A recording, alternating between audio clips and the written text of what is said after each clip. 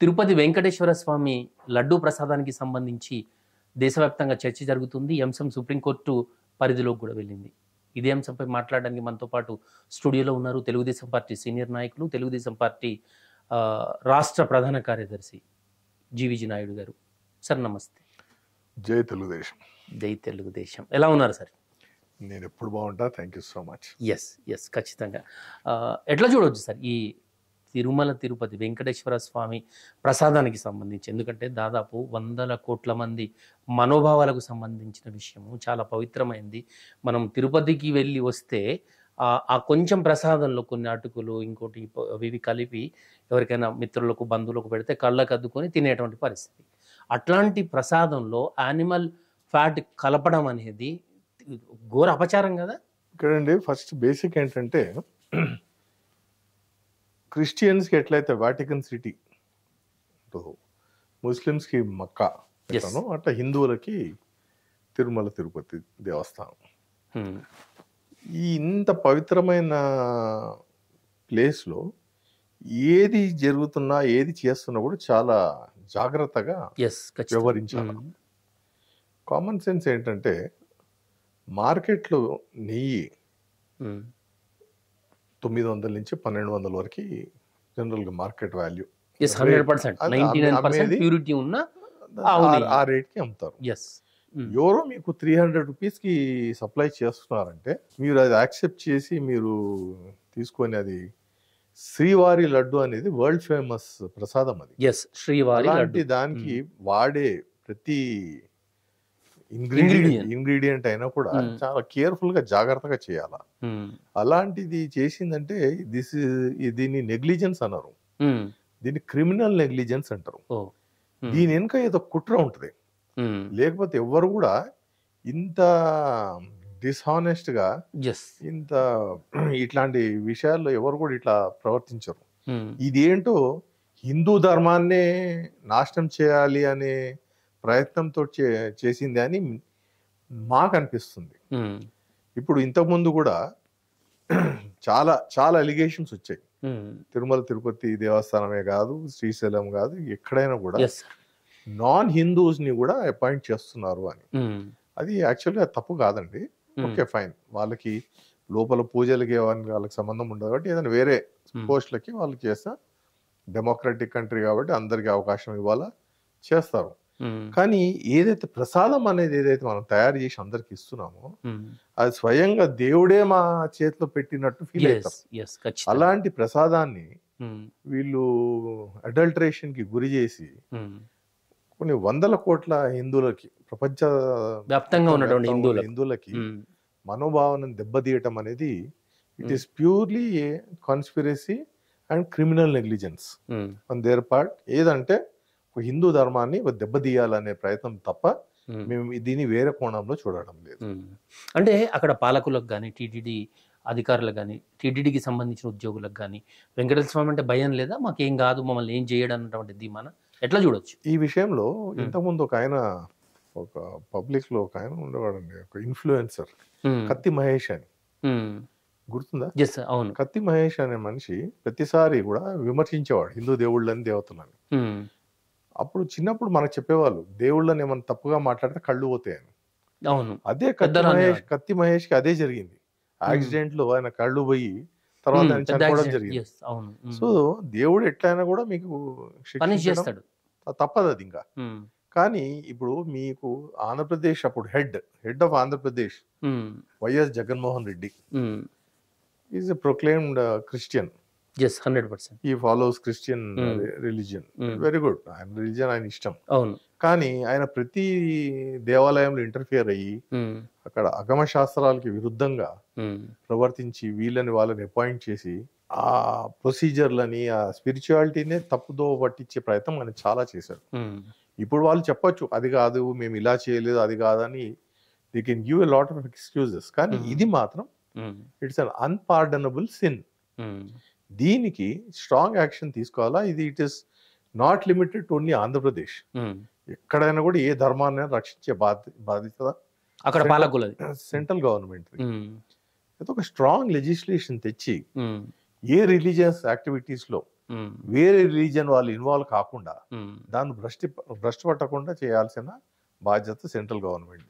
ఒక act of parliament తెచ్చి ఇలాంటి చర్యలు జరగకుండా మళ్ళీ యాక్షన్ తీసుకోవాల్సిందే. This is my personal opinion. Yes ఇట్లాంటివి మళ్ళీ జరగకుండా చెయ్యాలన్న వాళ్ళు కూడా భయపడేటట్టుగా ఒక చట్టం తీసుకురావాలని చెప్పి మీరు అంటారు. నేను సోషల్ మీడియాలో చూస్తున్నాను సార్, జనరల్గా ఇది హిందూ ధర్మానికి సంబంధించింది కాబట్టి ఇంత ధైర్యానికి తెగబడి ఈ విధమైనటువంటి దేవుడు ప్రసాదంలో యానిమల్ ఫ్యాట్ కలిపి పంది కొవ్వును కూడా కలిపేటువంటి దిగజారిన పరిస్థితికి వచ్చినారు. వేరే మతాల విషయంలో జరిగితే ఇట్లా ఉండేదా పరిస్థితి అని చెప్పి సోషల్ మీడియాలో చాలా మంది కామెంట్ చేస్తున్నారు. ఇప్పుడు వేరే మతాలకి జరిగితే వాళ్ళకి ఇప్పుడు క్రిస్టియానిటీ ఆర్ ఇస్లాం ప్రపంచ దేశాలు ఎన్నో ఉన్నాయి ఈ రెండు మతాలకు సంబంధించి. వాళ్ళ సపోర్ట్ తోటి మన ఇండియాలోనే భారతదేశంలోనే ఎన్నో ఇన్సిడెంట్స్ జరిగినాయి. ఎప్పుడైతే వాళ్ళ మతానికి ఏదైనా హాని జరిగింది కామెంట్ చేసిండ్రో ఏదైనా అట్లాంటి టైంలో చాలా అల్లర్లు జరిగేవి, రైడ్స్ జరిగినాయి. చాలా మన హైదరాబాద్ లో ఎన్నో రైడ్స్ జరిగినాయండి ఇంతకుముందు. ఎన్టీ రామారావు గారు వచ్చిన తర్వాతనే పవర్ లోకి ఈ కమ్యూనల్ రైట్స్ అనేది తగ్గినాయి. తర్వాత చంద్రబాబు నాయుడు గారు వచ్చిన తర్వాత పూర్తిగా అద్మేశారు తప్ప ఇంతకుముందు చాలా కమ్యూనల్ రైట్స్ జరిగాయి హైదరాబాద్ లో. అయితే నేను అనేది ఏంటంటే ఇదే వేరే కమ్యూనిటీస్ లో వేరే రిలీజియన్స్ లో జరుగుంటే ఇండియాని ప్రపంచ స్థాయిలో మనం బ్లేమ్ చేసేవారు, 100% బ్లేమ్ చేసేవారు. అండ్ చాలా మంది మన దగ్గర సోషల్ ఇంటెలెక్చువల్స్ ఉన్నారు who say we are not happy with India, we do not feel safe in India. వాళ్ళంతా కూడా రోడ్ మీదకి వచ్చి స్పీచ్ ఇచ్చేవారు. ఇవాళ ఎవ్వరు కూడా ఈ ఇష్యూ మీద కామెంట్ చేయటం. నేను అదే అడగబోతా ఉన్నా, ఎందుకు ఇంత నిర్లక్ష్యం, ఇంత నిస్తేజంగా ఉండిపోయింది ఈ సమాజం? అంత పెద్ద అపచారం జరిగింది కదా. అంటే మనకి ఎప్పటి నుంచి అయితే మనకి స్వతంత్రం వచ్చినప్పటి నుంచి కూడా మీరు చూస్తే మన దేశాన్ని పరిపాలించింది కాంగ్రెస్ ప్రభుత్వమే. ఇప్పుడు మీరు చూడండి పాత సినిమాలు, మా ఎన్టీ రామారావు గారు తీసిన సినిమాలలో కూడా దొంగ రాముడు, చిలిపి రాముడు అని పేర్లు ఉండేవి. అదే మీరు వేరే మతానికి కనెక్ట్ చేస్తే అసలు అదే అలాంటి పేర్లు పెడితే వాళ్ళు ఊరుకునే వాళ్ళ. కానీ హిందువులకి సహనం ఎక్కువ. దొంగ రాముడు అని పెట్టినా, దోపిడి రాముడు అని ఇట్లా పేర్లు పెట్టినా కూడా సినిమాల పేర్లు ఎవరు కూడా ఏం పెద్ద పట్టించుకోలేదు. ఎందుకంటే ఎవరు అంత టైం లేదు, లేదా మన ధర్మానికి ఏం కాదు అనే ఆలోచనతో ఉండేది. ఆ లేడ్ బ్యాక్ యాటిట్యూడే ఇవాళ కంటిన్యూ అయ్యి ఈ స్థాయికి వచ్చింది. మనం ఎవరం హిందువులం ఎవరు కూడా దీని మీద స్పందించము, ఏం పట్టించుకోము, మర్చిపోతామనే టైప్ లో ఇలాంటి తప్పులు చేస్తూ ఉంటారు. అందుకే నేను డిమాండ్ చేసేది ఏంటంటే సెంట్రల్ గవర్నమెంట్ అన్ని స్టేట్ గవర్నమెంట్స్ కలిపి ఒకటి హిందూయిజం అనే కాదు, ఇస్లాం అయినా కానీ క్రిస్టియానిటీ కానీ వాళ్ళు ఎవరి మతాల్లో కూడా వేరేళ్ళు జోక్యం కలిగించుకొని వీటిని డిస్టర్బ్ చేయకుండా ఉండాలి అని అలాంటి చాలా స్ట్రాంగ్ లెజిస్లేషన్ తీసుకొస్తే తప్ప ఇలాంటి తప్పులు మళ్ళీ జరగకుండా ఉండవు. కానీ ఇవాళ ఇది జరిగిన తప్పుకి తప్పకుండా శిక్ష పడాల్సిందే. ఎవరైతే చేశారో ఇది కనుక్కొని ఎంక్వైరీ చేసి హైకోర్టు జడ్జి కాకపోతే సుప్రీం కోర్టు జడ్జిని పెట్టి, దీనికి మించిన పని ఏ జడ్జికి ఉండదని నేను అనుకుంటున్నా. ఇంత పెద్ద విషయం జరిగిన తర్వాత జ్యుడిషియల్ ఎంక్వైరీ చేసి తప్పులు ఎవరు చేశారో కనుక్కొని వాళ్ళని శిక్షించాల్సింది తప్పదు. మీరు అన్నట్టుగా మనలో అయితే చైతన్యం రాదు, ఖచ్చితంగా చట్టం వస్తేనే ఆ చట్టానికి భయపడి అన్న కాస్త ఇట్లాంటి తప్పులు జరగకుంటుంటాయి. ఎందుకంటే ప్రజల్లో చైతన్యం రాదు, వచ్చే పరిస్థితి ఏం కనపడట్లేదని మీరు అంటూ ఉన్నారు. ఎస్, సిట్టింగ్ జడ్జి తోటి ఎంక్వైరీ చేయాలి అని చెప్పి సుబ్రహ్మణ్య స్వామి గారు కూడా సుప్రీంకోర్టులో చంద్రబాబు నాయుడు గారు తప్పు చెప్తున్నారు, దీని మీద ఫుల్ ఎంక్వైరీ చేయాలని చెప్పేసి చాలామంది సుప్రీంకోర్టు కూడా పోయినారు. సో ఇప్పుడు దేవాలయానికి చూసుకుంటున్నట్టయితే అక్కడ సంప్రోక్షణలు జరుగుతున్నాయి, శాంతి హోమం జరుగుతూ ఉన్నది, ప్రాయశ్చిత హోమం జరుగుతూ ఉన్నది. ఒక పక్క చూసుకుంటే గత ప్రభుత్వాలు కొంతమంది నాయకులు ఇంకా సమర్థించుకుంటున్నారు, ఏం జరగలే, అట్లాంటిది ఏం జరగలే. ల్యాబ్ రిపోర్ట్లో ఒక పక్కన చూపిస్తూ ఉన్నారు జరిగింది, ఈ ఫ్యాట్ కలిసింది యానిమల్ ఫ్యాట్, కానీ నాయకులు మాత్రం ఏం జరగలేదు అని అంటున్నారు. వారికి మీరేం సమాధానం చెప్తారు? చూడండి, ఇప్పుడు మన దగ్గర పాత సామెత ఉంది, కళ్ళు మూసుకొని పిల్లి పాలు తాగుతుంట, ఎవరు చూడట్లేదని అనుకున్నది. ఇక్కడ మన దగ్గర ఏంటంటే ఫస్ట్ ఆఫ్ ఆల్ పాలిటీషియన్స్ కి ఒక మారల్ రెస్పాన్సిబిలిటీ అనేది లేదు, సోషల్ రెస్పాన్సిబిలిటీ అనేది అసలు లేదు. ఏదంటే అది మాట్లాడేయచ్చు. వాళ్ళకి ఏంటంటే కేవలం రూలింగ్ పార్టీకి అగేన్స్ట్ గా మనం మాట్లాడితే చాలు అనేది ఆలోచన. ఇప్పుడు చంద్రబాబు నాయుడు గారు ఇంత క్లియర్ గా చెప్తున్నారు, ఇలా తప్పు జరిగింది, ఇది lab reports and common sense అండి. 1000 రూపాయలు అమ్మే నెయ్యిని మీకు 300 రూపాయలకి ఎవరైనా సప్లై చేస్తున్నారు తప్పకుండా దాన్ని కల్తీ లేకుండా ఎలా చేస్తారు అని చాలా సింపుల్ అది. అలాంటి ఇంత క్లియర్ గా ఉన్నా కూడా తప్పు జరగలేదు అని వాళ్ళు భుజాలు దులుపుకొని వెళ్ళిపోతా ఉంటే, నేను ప్రమాణం చేస్తా పిల్లలు తప్పు జరగలేదు, పిల్లల మీద ప్రమాణం చేస్తాడు ఏంటండి? ఆయనకి ఇచ్చిన పదవికే ఆయనకి విలువ లేదు. ఇప్పుడు జనాలు ఎవరైతే ఆయన ఎలక్ట్ చేసుకున్నారో వాళ్ళనే పట్టించుకోకుండా ఇలాంటి పనులకి ఆయన పాల్పడితే ఇంకా వాళ్ళనే పట్టించుకోవడం పిల్లలకి ఏముంది? అట్లాంటి ఇవన్నీ వేస్ట్ మాటలు. ఇవన్నీ let us go scientifically, scientific గా ప్రూవ్ చేద్దాం ఈ తప్పు జరిగింది అనేది. అన్ని చేయండి, మీరు టెస్ట్ చేయండి, అన్ని చేయండి. మీరు ఎక్కడైతే మ్యానుఫ్యాక్చర్ అయిందో అక్కడిది నుంచి శాంపిల్స్ తీసుకురండి, చేసి చూడండి. ఎంత కప్పు పుచ్చాలైనా కూడా ఫారెన్సిక్స్ లో తేలిపోతుంది. మీరు క్లీన్ చేసినా మీ ఏరియా మీరు ఏం చేసినా కూడా శాంపిల్స్ తోటి తెలిసిపోతుంది ఇక్కడ ఏమేమి ఉందని. సో దీని గురించి పెద్ద మనం చింతించాల్సిన అవసరం లేదు. 100% తప్పు దొరికిపోతుంది, శిక్షించాల్సిందే తప్పు చేసిన వాళ్ళని. సిట్ విచారణ జరుగుతుంది, సిట్ విచారణకి ఇచ్చినారు, సిబిఐ ఎంక్వైరీ చేయాలంటున్నారు. ఎవరైతే నా ప్రకారంగా సెట్ విచారణ చేస్తే ఆపోజిషన్ ఏమంటారంటే సెట్ ని మీరే నడిపించారు కాబట్టి okay we are open to it, CBI enquiry చేయించండి, తప్ప వి వెల్కమ్ ఇట్. చేస్తే మంచిదే కదా, ఆన్ రికార్డ్ వచ్చేస్తుంది ఏదున్నా కూడా. సిబిఐ వాళ్ళు చేస్తే ఆన్ రికార్డ్ వచ్చేస్తుంది ఏదున్నా కూడా. అండ్ ఇది దేవుడికి సంబంధించిన విషయం కాబట్టి చేసే ఆఫీసర్, ఇన్వెస్టిగేషన్ చేసే ఆఫీసర్ కూడా ఎలాంటి తప్పు నిర్ణయాలు తీసుకోవడాన్ని నేను అనుకుంటున్నాను. దేవుడికి సంబంధించిన విషయం కాబట్టి చాలా జాగ్రత్తగా వాస్తవాన్ని జనాలకు చెప్పే, ప్రజలకు చెప్పే పరిస్థితి ఉంటది. ఆ విధంగానే వాళ్ళు కూడా ముందుకు పోతారని చెప్పి మీరు అంటా ఉన్నారు. తెలుగుదేశం పార్టీ నాయకులుగా మీరు సిబిఐ ఎంక్వైరీని వెల్కమ్ చేస్తున్నారు, డిమాండ్ కూడా చేస్తున్నారు. తప్పకుండా, ఎందుకంటే నిష్పక్షపాతంగా మనం ఎంక్వైరీ చేయాల్సిందే. ఎందుకంటే this is not a small issue అండి. శ్రీవారి లడ్డులో మీకు అడల్టరేషన్ జరిగింది, అది కూడా యానిమల్ ఫ్యాట్స్ తోటి అని వచ్చినప్పుడు ఎలిగేషన్, ఇది చాలా పెద్ద విషయం. ఇది ఇంకా అసలు ధర్మం మీదనే పోతుంది మనకి. నేను హిందువే కానీ నేను అంత డీప్ గా రిలీజియస్ కాదు, నాకే బాధగా ఉంది. అలాంటిది ఇంకా డీప్ గా ఉన్న వాళ్ళకి పరిస్థితి కోట్ల మంది ఉన్నారు. వాళ్ళు మరి వాళ్ళ పరిస్థితి, వాళ్ళ మనోభావాలు ఎట్లుంటాయి? ఊహకు అందుతుందా సార్? అంత పవిత్రమైన ప్రసాదంలో పంది కొవ్వు కలిపి నైవేద్యంగా పెట్టి దాన్ని మనకిస్తే మనం తింటూ చుట్టుపక్కల వాళ్ళందరికీ ప్రసాదంగా మంచి పెట్టినము అంటే ఆ ఊహకే అది చాలా చెడుగా అనిపిస్తా ఉంది. ఇప్పుడు ఒకటండి, నా దగ్గర చాలా మంది నాకు చాలా క్లోజ్ ఫ్యామిలీ గానీ పర్సనల్ ఫ్రెండ్షిప్ చాలా మంది ముస్లిమ్స్ తోటి ఉంది. వాళ్ళు కూడా నా పార్ట్ ఆఫ్ మై ఫ్యామిలీ. ఇప్పుడు వాళ్ళు కూడా ఎన్నో సార్లు నన్ను అడిగి తెప్పించుకున్నారు తిరుపతి లడ్డు.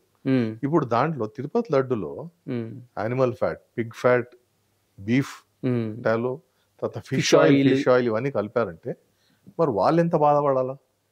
ఇప్పుడు ముస్లిమ్స్ కి పిగ్ ఫ్యాట్ అంటే వాళ్ళకి దీనికే విరుద్ధం కదండి, వాళ్ళ రిలీజియన్ కి విరుద్ధం.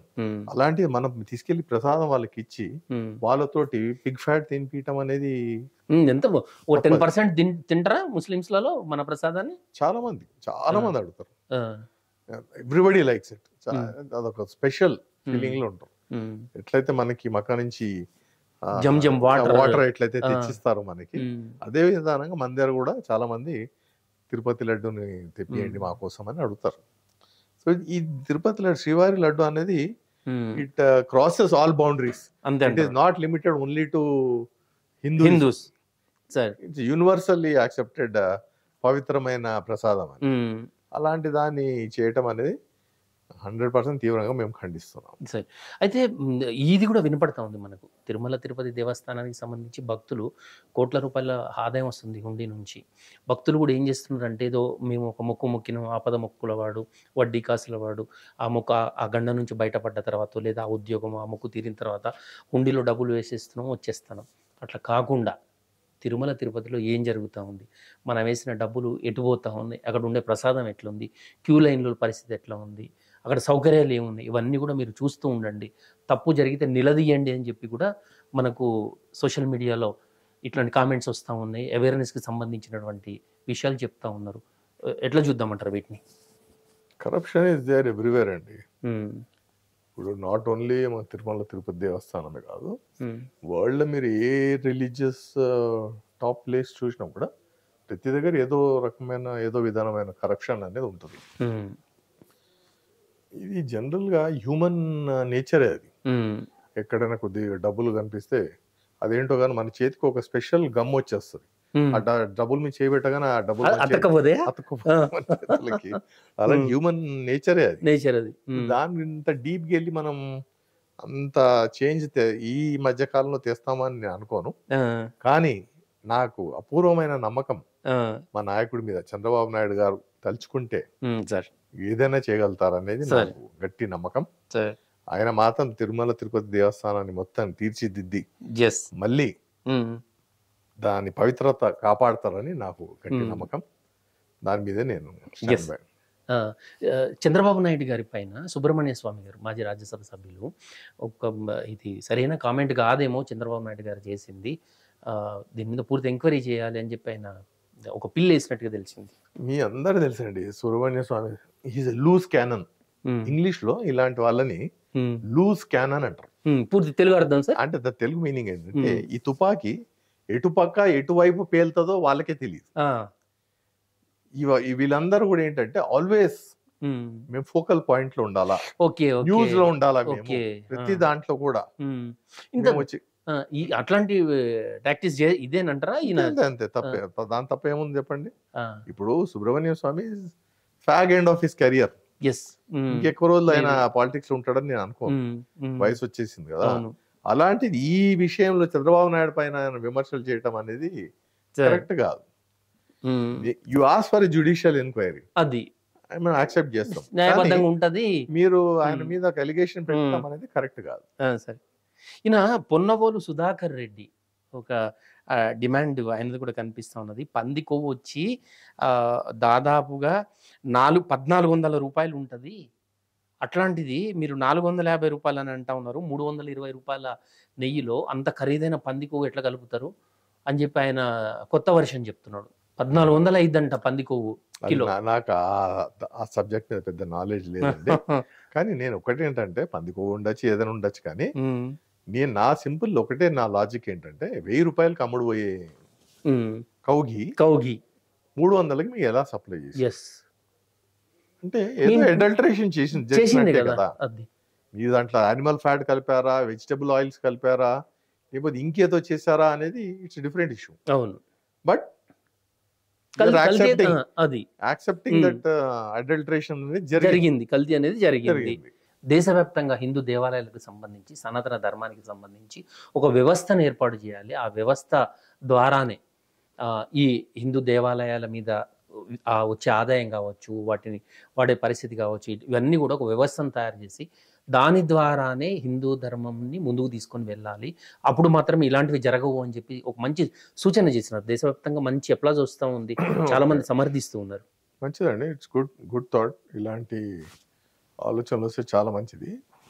కానీ ప్రస్తుతం అది కాదు ఇక్కడ సమస్య. ఫస్ట్ ఏంటంటే జరిగిన తప్పు దీనికి నిజంగా జరిగిందా లేదా, మేము అంటున్నాం జరిగిందని, కొంతమంది అంటున్నారు జరగలేదని. ఫస్ట్ ఇది క్లారిటీ వచ్చిన తర్వాత పవన్ కళ్యాణ్ గారు చెప్పినట్టు ఏదో ఒక బోర్డు లాంటిది, ఏదైనా ఇన్స్టిట్యూషన్ లాంటిది ఏమైనా ఏర్పాటు చేసి హిందూయిజం అనే కాదు ప్రతి ధర్మాన్ని కాపాడేలాగా ఒక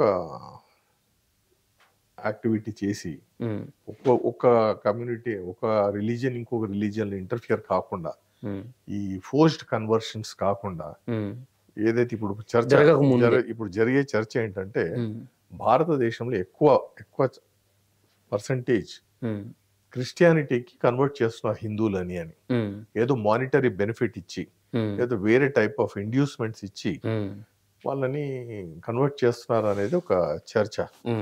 అది కూడా దీని పరిగణనలో తీసుకొని ఇవన్నీ కూడా ఫ్యూచర్లో కంట్రోల్ చేసుకుంటా పోతే ఉంటే చాలా మంచిది. పవన్ కళ్యాణ్ గారు అన్నట్టు కంట్రీ వైడ్ ఒక పని ఇట్లాంటి చేస్తే ఇట్స్ వెరీ నైస్.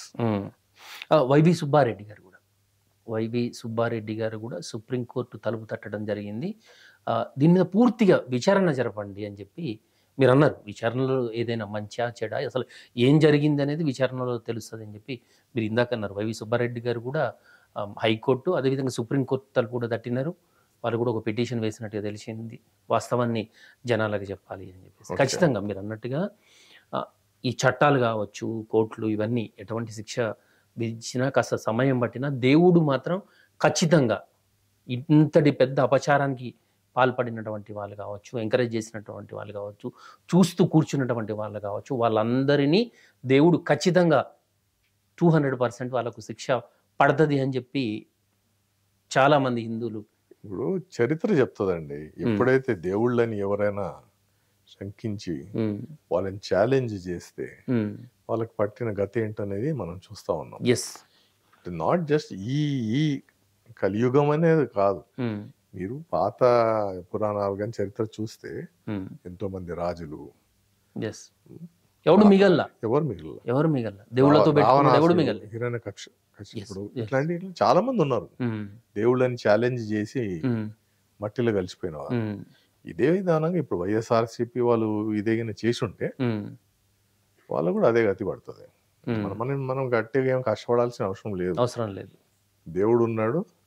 మనం అందరం కూడా ఇంట్లో నుంచి బయటికి బయలుదేరేటప్పుడు దేవుడికి దండం పెట్టుకుని బయలుదేరుతాం. ఇంటికి వచ్చిన తర్వాత మమ్మల్ని క్షేమంగా మళ్ళీ ఇంటికి నువ్వు చేర్చినావు థ్యాంక్ యూ అని మళ్ళీ దండం పెట్టుకుంటాం. ఇది మన హిందూ ధర్మం. అది హిందూ ధర్మాన్ని ఎవరైతే దెబ్బతీయాలని ప్రయత్నం చేస్తారో ఖచ్చితంగా ఏదో విధానంగా శిక్ష పడుతుంది. ఖచ్చితంగా ఈ బరి తెగింపు దేవుడితో లేదు. ఊహకు అందుతుందా సార్? మూర్ఖులు ఇంతకు బరి తెగిస్తారని చెప్పి ఊహకు అందుతుందా? చాలా అసలు నాకు అదే చాలా ఆశ్చర్యం అనిపిస్తుంది. ఇంతటి స్టెప్ తీసుకోవాల్సిన అవసరం ఏముంది? డబ్బులు లేవా? విపరీతంగా డబ్బులు ఉన్నాయి. ఎందుకు అంత కక్కుర్తి పడాల్సిన అవసరం ఏముంది? అందుకే అంటున్నా, there is a bigger conspiracy behind all this. It is not something monetary. దీని గురించి కాదు ఇది. వెంకటేశ్వర స్వామి హుండీలో డబ్బులు లేవు, లేకపోతే అట్లా ఏదన్నా కష్టాల్లో ఉంది టిటిడి బోర్డు అనేది కాదు కదా. విపరీతమైన డబ్బులు ఉంది. కానీ ఇలాంటి పని ఎవరైనా చేశారు అంటే మళ్ళీ మళ్ళీ రిపీట్ చేయాల్సి వస్తుంది. నాకు it's a bigger conspiracy. Hindu ధర్మాన్ని దెబ్బతీయాలని ఎవరో ప్రయత్నం చేస్తున్నారు. దాంట్లో పాటు ఇది ఒక భాగం. ఖచ్చితంగా ఈడెన్ ఎజెండా తోటి హిందూ ధర్మాన్ని మాయ చేసేటందుకో లేకుంటే హిందూ ధర్మాన్ని తుడిచిపెట్టేటందుకో చేసేటువంటి కార్యక్రమాల్లో భాగంగా ఇది ప్రయత్నం జరుగుతూ ఉంది. ఇప్పుడు లాస్ట్ క్వశ్చన్ సార్, ఇప్పుడు దేవాదాయ శాఖ ఉంది. హిందూ దేవాలయాల మీద ప్రభుత్వ పెత్తనంతో ఉన్నటువంటిది దేవాదాయ ధర్మాదాయ శాఖ. ఈ ఎండోన్మెంట్ యాక్ట్, ఈ యాక్ట్ తీసేయాలని చెప్పి చాలా రోజుల నుంచి చాలా మంది అంటూ ఉన్నారు. ఇట్లాంటివి సంఘటనలు జరిగినప్పుడు దాని మీద మనం ఎక్కువగా దృష్టి పోతూ ఉంటుంది కదా. నిజంగానైనా ఆ ఎండోన్మెంట్ యాక్ట్ అనేది అది ఇప్పుడు ఇంగ్లీష్ ఇంకొక సేయింగ్ ఉందండి, నీ జర్క్ రియాక్షన్స్ అని. అంటే నీ జర్క్ రియాక్షన్ అంటే ఏంటంటే ఏదైనా చిన్నది జరగగానే మనం ఇమ్మీడియట్ గా ఓవర్ యాక్షన్ చేయటం అనేది సహజం. కానీ ఇప్పుడు ఇది ఒక్క విషయానికి వస్తే హిందూ ధర్మము లేకపోతే ఎండోమెంట్స్ యాక్ట్ అనేది కాదు. శ్రీవారి లడ్డు అనేది ఇట్స్ వరల్డ్ ఫేమస్ ప్రసాదం. దాని జరిగిన తప్పుని జాగ్రత్తగా మనం పరిశీలించుకొని ఏం చేశారు, ఏం చేయాల్సిన మళ్ళా ఫ్యూచర్లో ఏం చేయాలని చేయటం తప్ప ఫర్ ది గ్రేటర్ గుడ్ ఏదైనా కూడా it should be under the control of somebody or some institution. ఇప్పుడు గుళ్ళన్నీ కూడా మీకు ఎండోమెంట్లో దాని కంట్రోల్ ఉంటే మంచిదే. It becomes a system.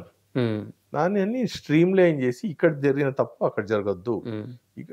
ఇంకోటి ఏంటంటే అండి, గుడిలోని ఎండోమెంట్స్ డిపార్ట్మెంట్ అండర్ నుంచి తీసేస్తే కరప్షన్ ఇంకా పెరుగుతుంది. హెడ్ ఆఫ్ ది టెంపుల్ ఈ కంట్రోల్ అనేది ఉండదు వాళ్ళ మీద.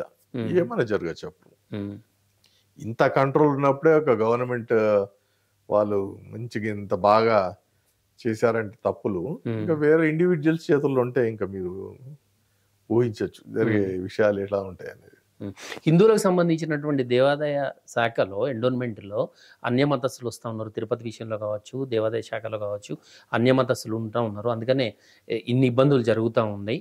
దీన్ని ఆగమచార్యులు కావచ్చు, పండితులు కావచ్చు, వీళ్ళ చేతిలో పెట్టి స్వయం ప్రతిపత్తి ఇచ్చి మానిటరింగ్ అంతా గవర్నమెంట్ చేస్తూ ఉంటే ఇట్లాంటి జరగకపోవచ్చేమో కదా. ఎందుకంటే అందరూ కూడా దాంట్లో సజెషన్ చేసేవాళ్ళు, మానిటరింగ్ చేసేవాళ్ళు, హిందూ ధర్మానికి సంబంధించి నిష్ణాతులు ఉండి ఉంటారు. ఇట్లాంటివి జరగకపోవచ్చు. ఎందుకంటే బికాస్ ఎండోన్మెంట్ యాక్ట్ తీసేయాలని చాలా మంది అంటున్నారు, మీరు మాత్రం ఇందులోనే ఉంటేనే బెటర్ అంటున్నారు. చూడండి సార్, ఇప్పుడు ఎండోమెంట్స్ యాక్ట్ అనేది ఎందుకు గవర్నమెంట్కి అవసరం అంటే, ఇప్పుడు ఇంకోటి సార్, ఆదాయం ఇచ్చే వనరుగానే ఎండోన్మెంట్ యాక్ట్ అనేది ప్రభుత్వానికి ఆదాయం ఇచ్చే వనరుగానే చూస్తున్నారు తప్ప, ఇప్పుడు ఇదే సంఘటన చూడండి సార్, ప్రభుత్వం ఆధీనంలో ఉంది, టీటీడీ ఉంది, ఎండోన్మెంట్ ఉంది, కానీ ఏవి ఇక్కడ ఎంత పెద్ద అపచారం జరిగింది, అంతే కదా సార్? ఇప్పుడు అవన్నీ జరుగుతాయండి, సహజం అవన్నీ. ఇప్పుడు రోడ్ మీద మీరు ఒక ₹1,00,00,000 కారు కొనుక్కొని వెళ్తా ఉన్నారు, సీట్ బెల్ట్ వేసుకొని ఉన్నారు, ట్రాఫిక్ లైట్ సిగ్నల్స్ ని కూడా మీరు పాటిస్తూ వెళ్తున్నారు. ఎవరో సడన్ గా రోడ్ మీదకి పరిగెత్తుకుంటూ వచ్చి మీ కారు మీ కింద పడితే ఇది ₹1,00,00,000 కారు వేస్ట్, లేదా నేను ఈ ట్రాఫిక్ సిగ్నల్స్ పాటించినందుకు నాది తప్పు అని మీరు అలా ఊహించద్దు కదా. ప్రతిదానికి ఒక చెక్స్ అండ్ బ్యాలెన్సెస్ అనేది ఉండాలా. ఇప్పుడు ఈ ఒక తప్పు జరిగిందని ఇది తీసేయాలి, ఇది జరిగిందని అది చేసేయాలని it is not possible. You have to take collective and responsible steps. Yes. It is how it is. Okay sir, thank you so much. న్యాయ విచారణ ద్వారా వాస్తవాలు వెలుగు చూస్తే ఖచ్చితంగా పనిష్మెంట్ ఇవ్వాల్సిన పరిస్థితి ఉందని మీరు చెప్తూ ఉన్నారు. థ్యాంక్ యూ సో మచ్ అండి. సో ఇది పరిస్థితి. ప్రస్తుతం టీటీడీ అధికారులు, టీటీడీ ఈఓ గారు కూడా ఒక స్టేట్మెంట్ ఇచ్చారు. ఇక నుంచి ప్రసాదంలో ఇటువంటి తప్పులు ఏమీ జరగవు, మీరు ధైర్యంగా, నిర్భయంగా, భక్తితో ఈ ప్రసాదాన్ని తీసుకోవచ్చు అని చెప్పి కూడా చెప్తూ ఉన్నారు. వెంకటేశ్వర స్వామికి సంబంధించి చాలా నియమనిష్టలతోటి వేదాచార్యులు చెప్పినట్టుగానే ప్రతిదీ కూడా కీన్గా అబ్జర్వ్ చేస్తూ చంద్రబాబు గారు ముఖ్యమంత్రిగా ఉన్నారు. ఆ ఎండోన్మెంట్ మీద చాలా కాన్సన్ట్రేట్ చేస్తూ ఉన్నారు. ఇట్లాంటి తప్పులు జరగకుండా చూస్తాము అని చెప్పి ఈవో గారు కూడా చెప్తా ఉన్నారు. ఇది వాళ్ళ డిస్కషన్. మరో గెస్ట్తో మళ్ళీ కలుద్దాం. చూస్తూనే ఉండండి జై స్వరాజ్య టీవీ.